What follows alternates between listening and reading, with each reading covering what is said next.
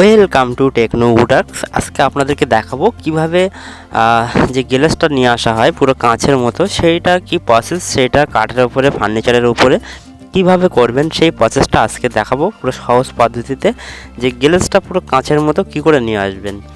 তো এটা হচ্ছে একটা খাটের সাইড পার্টি। আর প্রথমত সাইড পার্টিগুলো বেসিক্যালি যেগুলো হয় মাজায় পেলাই থাকে, অনেকে কাট দেয়। তো এই প্রসেসটা কিভাবে করব সেটা দেখাবো। তো প্রথমে সুন্দর করে ঘষতে হবে।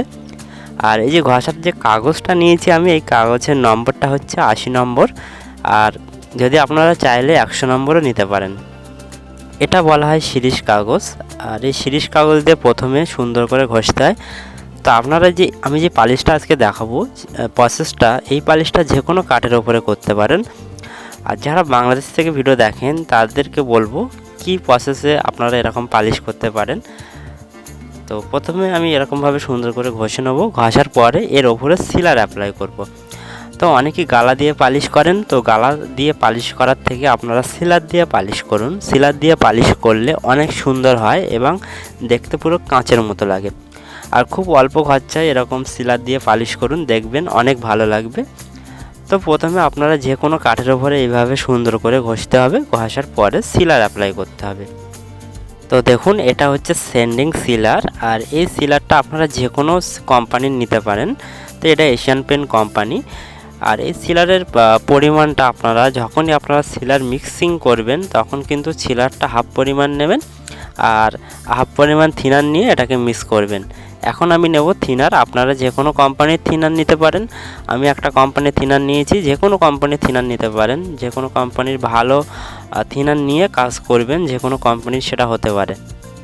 তো যতটা সিলার নিয়েছি ঠিক তার হাফ পরিমাণ থিনার দিয়েছি। থিনারটা দিয়ে এটাকে মিক্স করতে হবে। আর যারা আপনারা পালিশ করবেন কাঠের উপরে তাদেরকে বলবো প্রথমে সিলার অ্যাপ্লাই করবেন। 1 থেকে 2 কোট প্রথমে সিলার অ্যাপ্লাই করবেন, তাহলে দেখবেন কাঠটা পুরো স্মুথ ভাব চলে আসে। তো এই সিলারটা অনেকেই ব্যবহার করেন। আর যারা বাংলাদেশ থেকে ভিডিও দেখেন তারা কিন্তু এই সিলারটা ব্যবহার করতে পারেন। হয়তো এই এশিয়ান পেন্ট কোম্পানির সিলারটা আপনাদের ওদিকে পাওয়া যায় না। তো আপনারা কি করবেন, যে কোনো কোম্পানির সিলার নেবেন, নিয়ে অ্যাপ্লাই করবেন। তো আমি কাঠের উপরে ফার্স্ট কোট অ্যাপ্লাই করব এখন। তো দেখুন, মারার সঙ্গে সঙ্গে একটা কাঠের যে ন্যাচারাল কালারটা থাকবে সেই কালারটা কিন্তু ন্যাচারাল কালারটা চলে আসবে। তো দেখুন, মারার সঙ্গে সঙ্গে কিন্তু সিলারটা অ্যাপ্লাই করার সঙ্গে সঙ্গে কিন্তু ন্যাচারাল কালারটা কাঠের উঠে আসছে। তো এইভাবে আপনারা 2 কোট অ্যাপ্লাই করবেন। তো অ্যাপ্লাই করার সঙ্গে সঙ্গে কিন্তু এই সিলারটা শুকিয়ে যায়। আপনারা 2 কোট অ্যাপ্লাই করবেন, 5 মিনিটের মধ্যে কিন্তু এটা শুকিয়ে যাবে। তো যাই হোক, এইভাবে 2 কোট ফার্স্ট কোট সিলার অ্যাপ্লাই করবেন। তারপরে আপনারা পুটিং করে নেবেন। পুটিংটা দেখবেন আপনারা উড ফিলার নিয়ে নিতে পারেন বা চক পাউডার দিয়ে আপনারা পুটিংটা বানিয়ে নিতে পারেন, কোনো সমস্যা নেই। অনেকেই চক পাউডার দিয়ে বানিয়ে নেন। আর পুডিংটা কিভাবে বানায় যদি দেখতে চান অবশ্যই কমেন্ট করবেন, পরের ভিডিওয়ে আমি পুডিংটা বানানো দেখাবো। আর আপনারা চাইলে উড ফিলার নিয়ে পুডিং করতে পারেন। তো অনেকেই বাংলাদেশ থেকে আমার ভিডিওগুলো দেখেন। আর এই প্রোডাক্টগুলো আপনারা ঢাকায় গিয়ে দেখতে পারেন। অনেকেই অবশ্যই ঢাকায় গিয়ে দেখলে আপনারা হয়তো পেতে পারেন। যেহেতু আমার বাড়ি ইন্ডিয়ায়, তো আমি হয়তো ঠিক বলতে পারবো না কোথায় এই প্রোডাক্টগুলো পাওয়া যায় বাংলাদেশের মধ্যে। তো এই প্রোডাক্ট না পাওয়া গেলেও আপনারা যেখানে প্রোডাক্টগুলো আপনাদের ওখানে পাওয়া যায় সেখানে গিয়ে বলবেন যে সিলার, যে কোনো কোম্পানির সিলার নিয়ে এরকমভাবে আপনারা কাজ করুন, দেখবেন অনেক সুন্দর হবে এবং ভালো হবে। তো পুটিংটা আমি করে নেব। পুটিংটা করার পরে ঘষবো। আপনারা যে কোনো কাগজ দিয়ে ঘষতে পারেন। তো কাগজের নম্বরটা আমি বলে দিচ্ছি, 80 নম্বর নিতে পারেন বা 100 নম্বর নিতে পারেন বা 150 নম্বর নিয়ে ঘষতে পারেন। তো ঘষার পরে কিন্তু আবার সিলার অ্যাপ্লাই করতে হবে পার্ট টু পার্ট। পুটিংটা ভালোভাবে সব জায়গায় আপনারা করবেন। পুটিংটা যেখানে ছিদ্র বা ফাটা থাকবে সব জায়গায় সুন্দর করে পুটিং করে আবার সিলার অ্যাপ্লাই করবেন।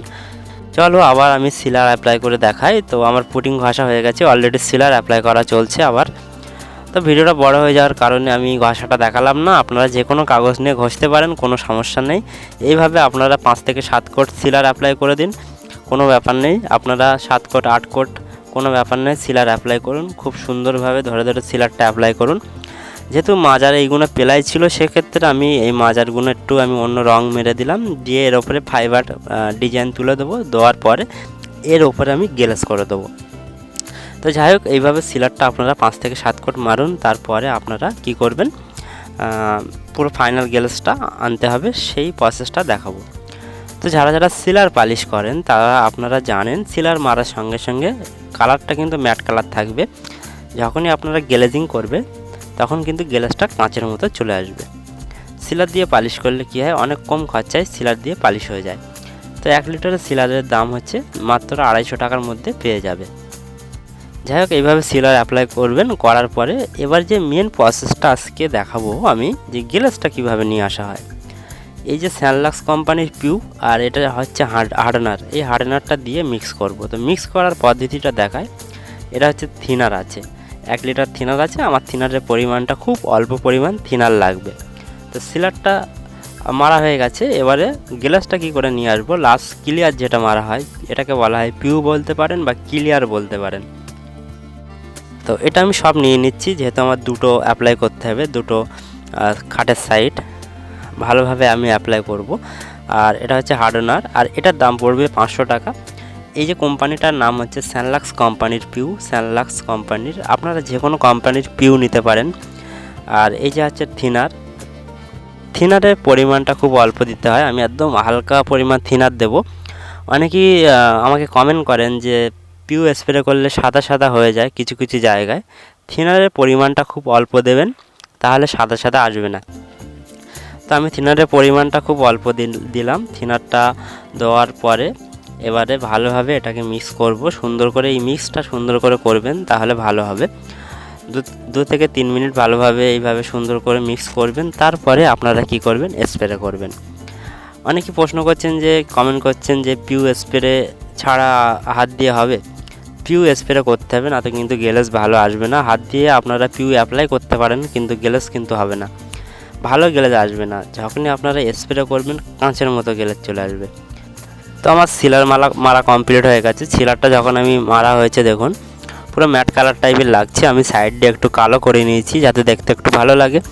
আর যে মাজায় যেগুলো পেলাই ছিল সেগুলো একটু কালার করে নিয়েছি এগুলো। এবারে এর ওপরে আমি গ্লাসটা কী করে নিয়ে আসি সেটা আপনাদেরকে বললাম, যে আমি পিউটা মিক্স করে নিয়েছি। পিউটা মিক্স করার পরে আমি এখন অ্যাপ্লাই করব সুন্দর করে। অ্যাপ্লাই করার পরে কতটা গ্লেজ আসছে চলো আপনাদেরকে দেখাই।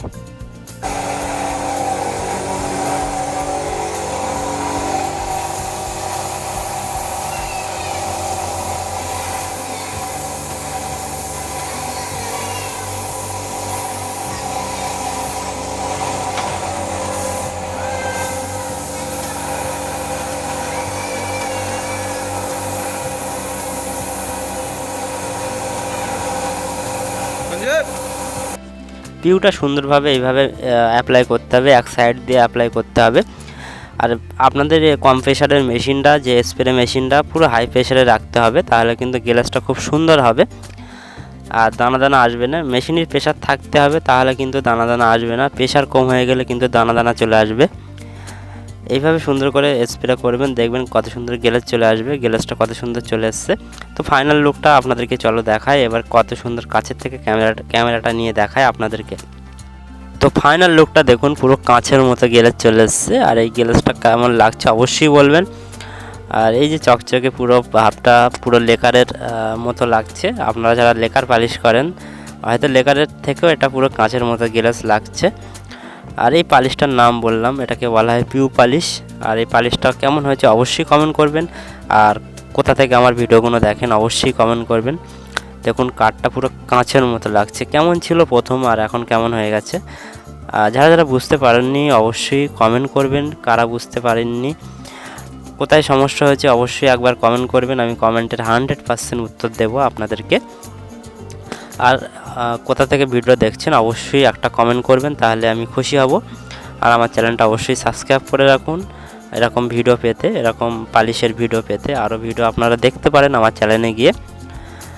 আর এই পালিশটা কেমন হয়েছে অবশ্যই কমেন্ট করবেন। আর এই গ্লাসটা আপনাদেরকে বললাম, এই গ্লাসটার নাম হচ্ছে স্যানলাক্স কোম্পানির পিউ, আর এটার দাম হচ্ছে 500 টাকা। এই প্রোডাক্টগুলো পাওয়া যায় কলকাতার যারা বাসিন্দা তাদেরকে বলবো, কলকাতা বড়বাজার মার্কেটে পালিশের মাল, অল মাল সব কিছু পাওয়া যায়। পালিশ করতে হলে আপনারা কলকাতা বড়বাজার মার্কেটে পেয়ে যাবেন। আর যারা বাংলাদেশ থেকে ভিডিও দেখেন তাদেরকে বলবো আপনারা যে কোনো কোম্পানির পিউ নিতে পারেন। এবং সিলার নিতে পারেন।